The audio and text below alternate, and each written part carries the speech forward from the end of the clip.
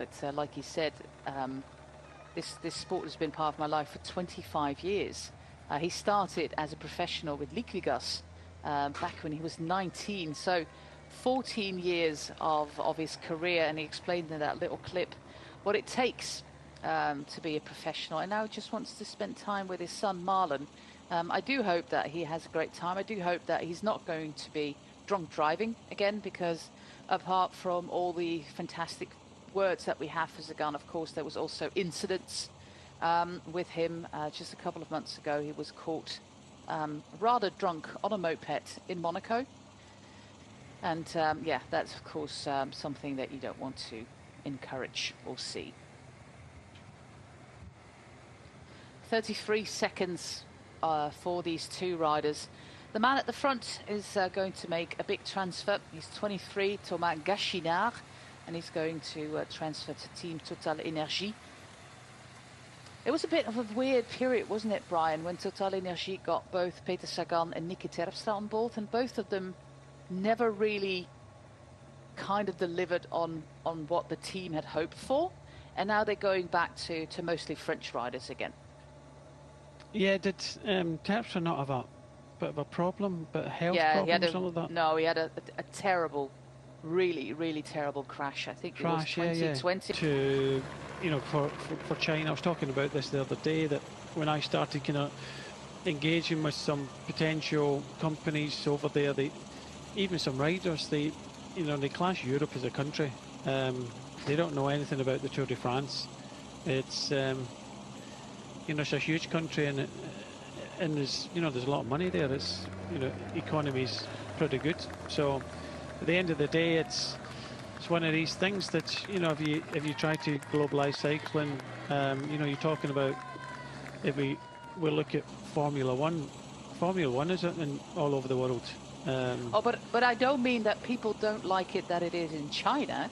It is that it is another stage race, a final stage race mid-October, when teams have already had their first meetings for the next season, and then riders still have to, watch what they eat, still do their training, while many are still in off-season mode. I have nothing against China. It's the moment on the calendar that a lot of riders don't really appreciate all that much. Yeah, no, and I agree with you. There's a lot of teams, logistics, everything round about at time of year, like you say. I know there's a lot. The race actually was not won by Lorena Wiebes. By how's that work out then? It's the European Championships, but Tiffany Cromwell. So she was never won. She never won it, but no. She gets the jersey, and it's European Championships. Yeah. And then there's people from Australia, outside the Europeans. Yeah. Racing. And they won the race. They won it, and so it's a race within a race. Yeah. It's a bit like we do, for example, the under-23 nationals for the women here in the Netherlands. But Tiffany Cromwell actually won the race. Okay, we start again at 51 kilometers to go. We're 5 kilometers out from the finish line in La Roche-sur-Yon. And then we have the local circuits. First, we're going to do the big one that we did last year 4 times. And then this year they introduced the smaller one, basically half of the big one. So first the 11.6 lap, and then the 5.9 lap.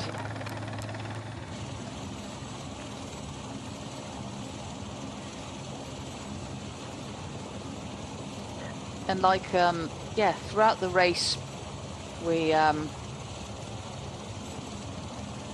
these little climbs as well.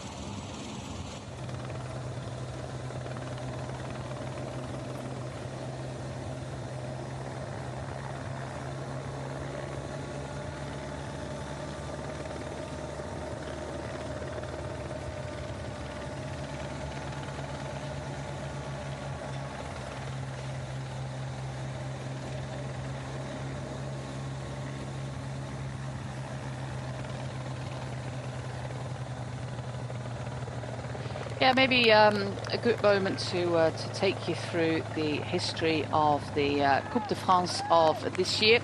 We always start with the Grand Prix La Marseillaise, all the way the final weekend of January in, well, surprise, surprise, Marseille from Granada, the athlete, fantastic athlete.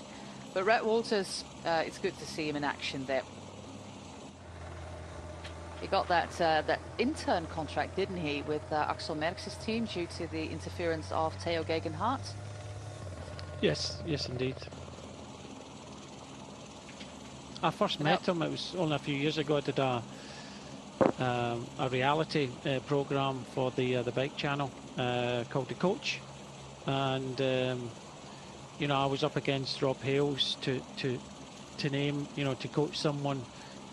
From, I think there was definitely over 1,000 entries in the first edition of it, and this was the second edition, and Red Walters was one of the people that are riders that what we had last year in the race when we did the big lap a couple of times. Now this is 5.9 kilometers, so it's basically becoming a criterium in the final 22 kilometers of this race, and especially yeah, due to the speed and the small roads that we have here.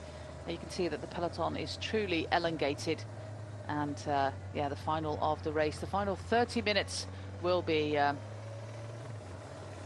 pretty intense.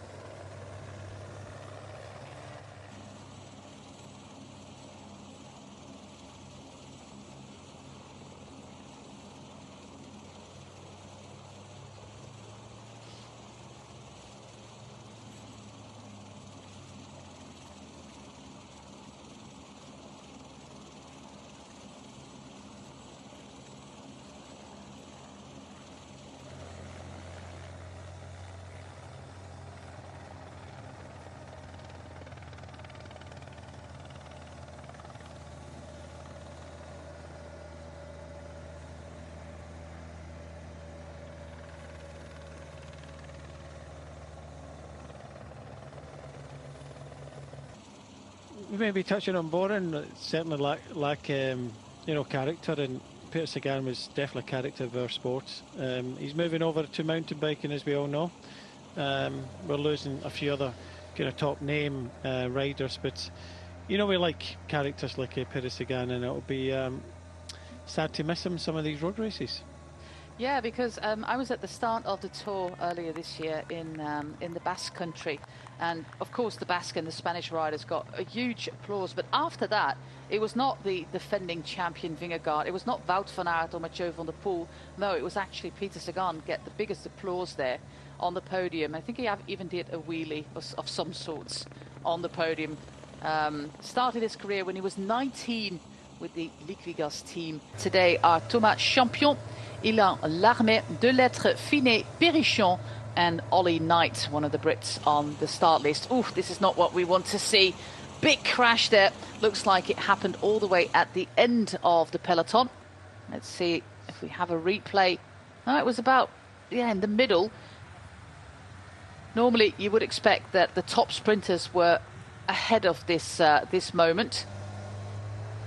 And our top two are, Brian, with Coquard and Demar. They're absolutely in front of the crash. Another name to look out for is Matthias Kopecky. He's there with one of his teammates racing in that green-bluish jersey of Novo Nordisk. Jason Tesson, another name.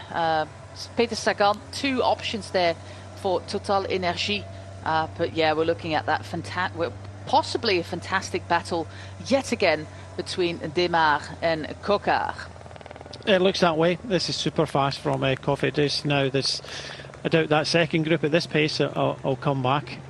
So I hope everybody that's, you know, we've mentioned sprinter wise has made it into this kind of front group. You can see that Peter Sagan just been shepherded on the right hand side. You know, 3 kilometres to go now, and Cofidis come at last, as you say. They've got their man in 5th place, and now we see Total Energies bringing Peter Sagan up towards the front. And you know, let's dream. You know, he's very capable of winning this. You know, his last road race of his career, very capable of winning it. But he is up against two kind of on-form sprinters in Arnaud Démare and Brian Coquard. 3 wins this year for Brian Coquard, 2 in a stage race in April, and 1, of course, that World Tour win, one of his very few World Tour wins in the Tour Down Under. 2 wins for Arnaud Demar. It was his first, indeed, yes. Yeah.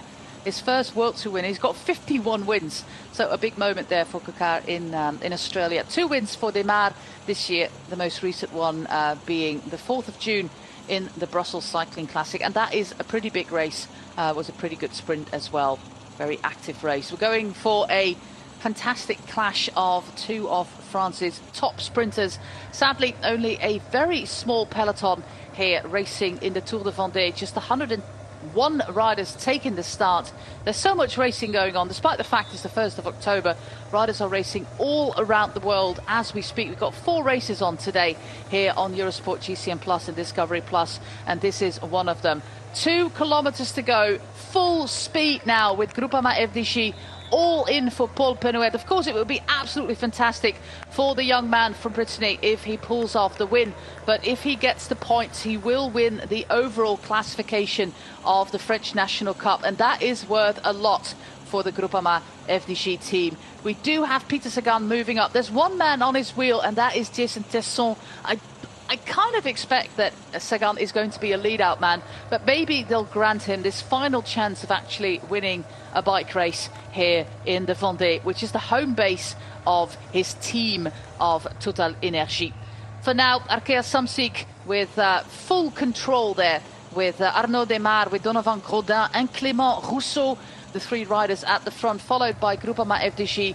We're inside the final kilometre of the Tour de Vendée 2023. There it is, Donovan Grodin on the front here with the moustache and the beard, the man who's so successful on the track as well. Clément Rousseau is the final man in front of Arnaud Demar with the aero helmet. It's twists and turns as we go right into the city centre of La Roche-sur-Yon. Also 2 riders in front of Paul Penouet, and on the wheel of Penouet we find Coquard on his own.